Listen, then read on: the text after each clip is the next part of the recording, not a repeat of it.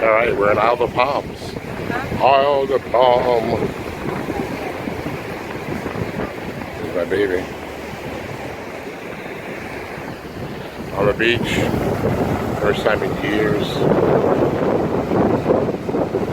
Beautiful here. And it's our 30th anniversary.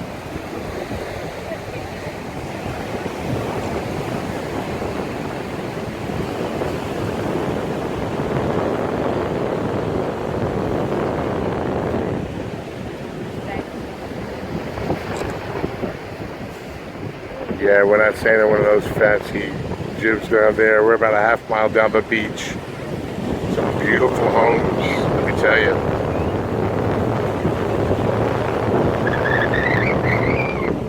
My silly wife. My beautiful wife. You doing video? Yes, I'm doing video. I'm gonna vlog it to YouTube.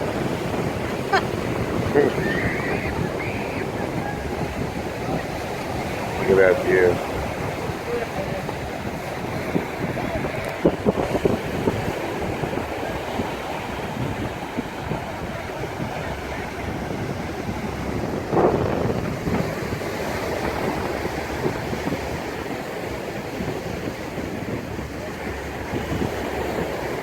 But look what Edna found. I know, I remember. They were growing them. Where is he? That's dead, right? Wow, look at that bad boy. That's dead, right? I don't know. Horseshoe crab, though. It looks like it's just a shell. Or maybe not. If you turn that over, it looks like that alien monster. Well, hell no. I ain't touching them. It should have a tail on it. What happened? They usually have a tail coming at the back. I think it's dead. It is dead. It is dead. Poor thing is dead. What are those things on top? It looks like some type of fungus. All right, gotta go.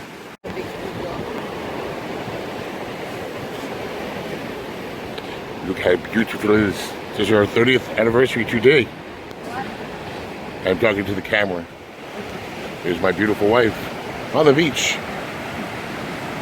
With birds, if you can see them flying in the background. Check them out. It's a convoy.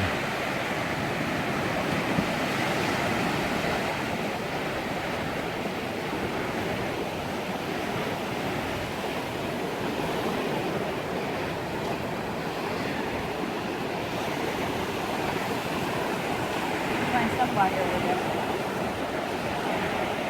Black dog.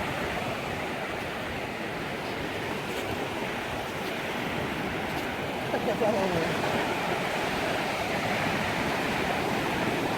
What do they call it? I'm not sure.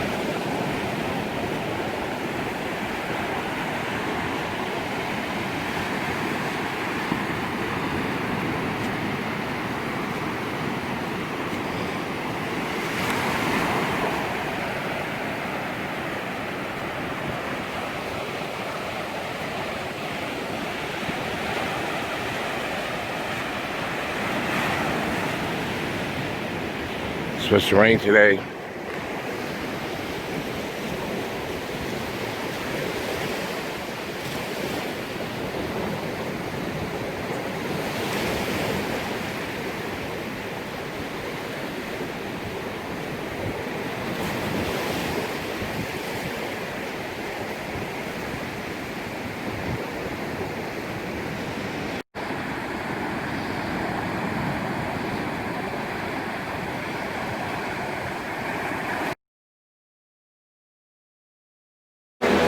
Alrighty, we're at the horse barn here for our horse carriage ride.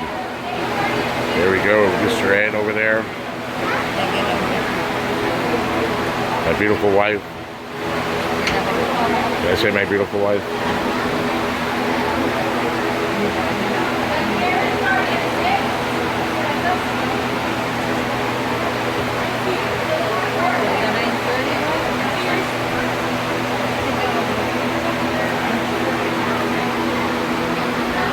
Slow down, babe.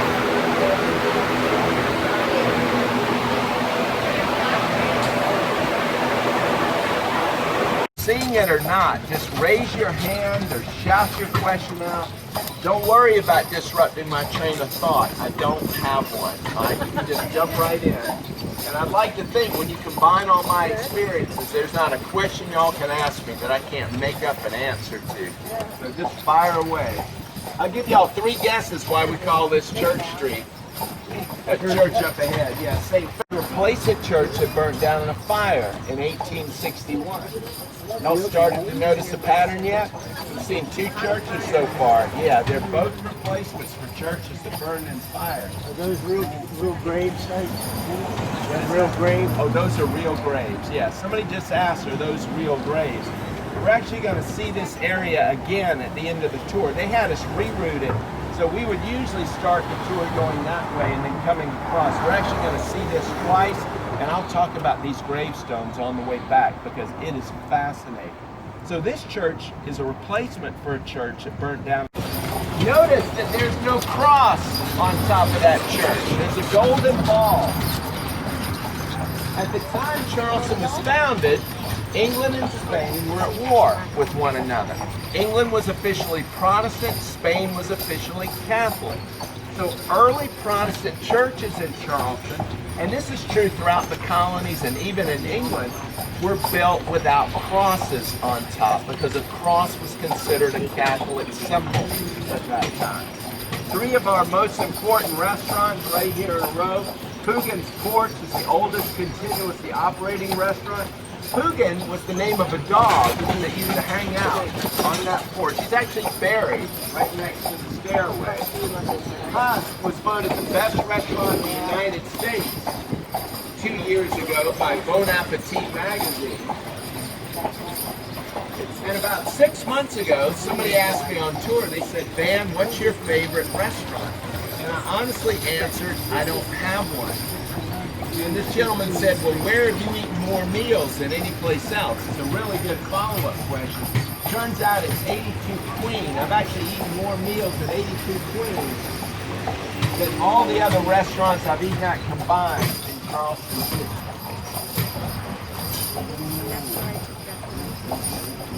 The war and the damage done to the city and the depression that followed, they didn't get around to laying the cornerstone for the new church until 1890. They didn't complete the chapel until 1907. And they didn't put that steeple on until March of 2010. So it's 149 years after the church burned down. And that steeple was built like an open lattice to conform with modern engineering codes. It's so that if another major hurricane strikes Charleston, it won't create a wind load. It's also made of custom crafted super lightweight marine material so that if another major earthquake strikes Charleston, it won't crumble into the street. And I did say if another major earthquake strikes. This happens to be one of only 2 cities in the lower 48 United States, major cities, to be hit by an earthquake measuring greater than 7 on the Richter scale. Only Charleston and San Francisco, California. Does she speak English at all? Does she the little girl? No English at all? She's just enjoying the carriage ride? This is Broad Street. It's our major east-west thoroughfare. Here's St. Michael's again, church with the golden ball on top. And that ball is actually a religious symbol. It stands for the universality of God's love. Is it solid gold?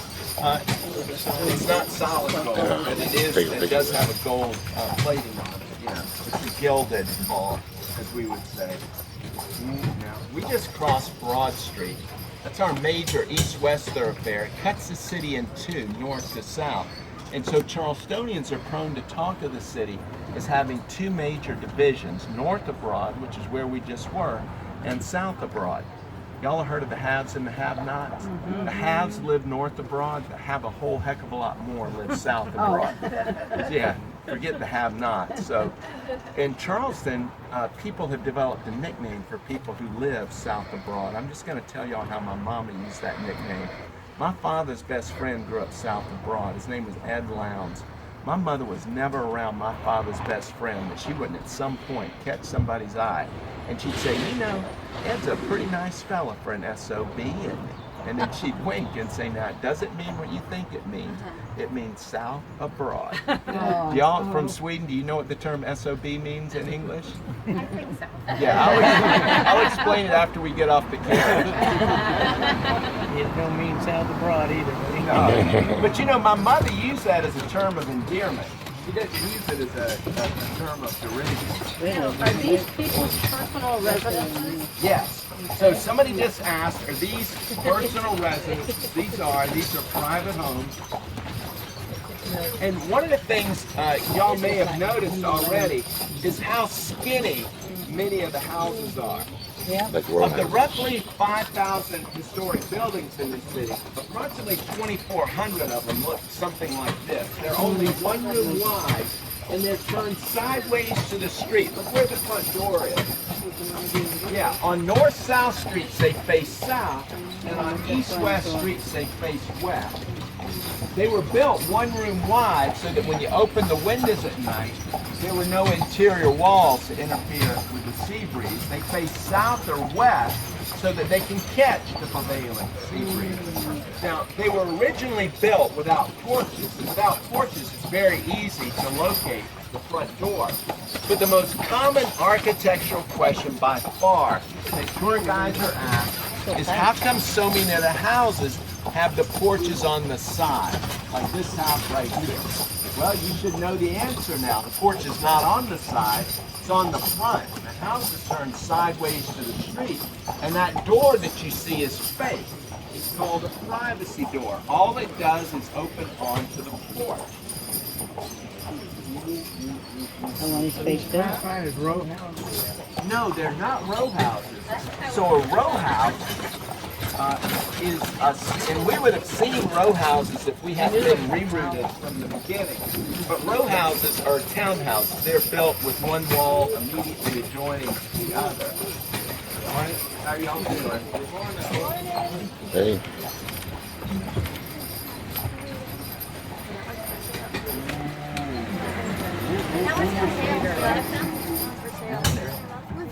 Is it for sale? Is that what you're saying? Yeah.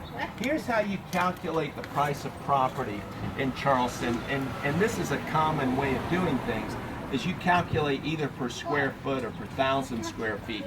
The calculation in Charleston today is $1 million per 1,000 square feet. So I'm going to show you all a 1,000 square foot home in just a little while that sold for $1,150,000 late last year. Right after Charlestonians figured out that Northerners love to go to Florida for the wintertime. So what did they do? They built a hotel that looks like it should be on Bayshore Drive in Tampa, Florida. It does not fit with these colonial homes that you're seeing down here. And right here on the right, you're seeing the remnant of the original seawall of Charleston. That seawall you see out there was built during World War I. This seawall was built in 1767, and that is not the base of a wall that's collapsed. That's the top of an 8-foot wall that's now buried. So ground level is naturally 8 to about 14 feet lower than we are right now.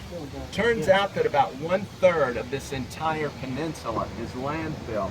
This house on the left with the beautiful triple piazzas on the front was the first house built in this section of town. It was built right after the American Revolution ended in 1783. Step up. It's got a ball up on the top too. Did they take that off of the church? No, that's just decorative. Now, if the emphasis is on the front door, generally speaking, the architecture is English. If the emphasis is on arches, as it is with these next two houses on the left, that's Italian-style architecture. And if the emphasis is on the roof, as it is with that large monumental home just to our left and up ahead, that's French-style architecture. We call that a mansard roof today. When that house was built in the 1820s, they would have just called that a French roof. This park on our right was built between 1832 and 1858. It's called White Point Garden. This house on the left was built in 1843. It sold for $4.5 million in December of 2015. They are just now completing the first major renovation in that house's history. That house has never even had central air conditioning installed until now. Oh, it looks like they're going to be filming a movie here later today. Look at all the equipment they've got here. That bandstand on the right was built in 1905 by a woman named Martha Williams. She was doing it to honor the memory of her mother and father. And Martha Williams lived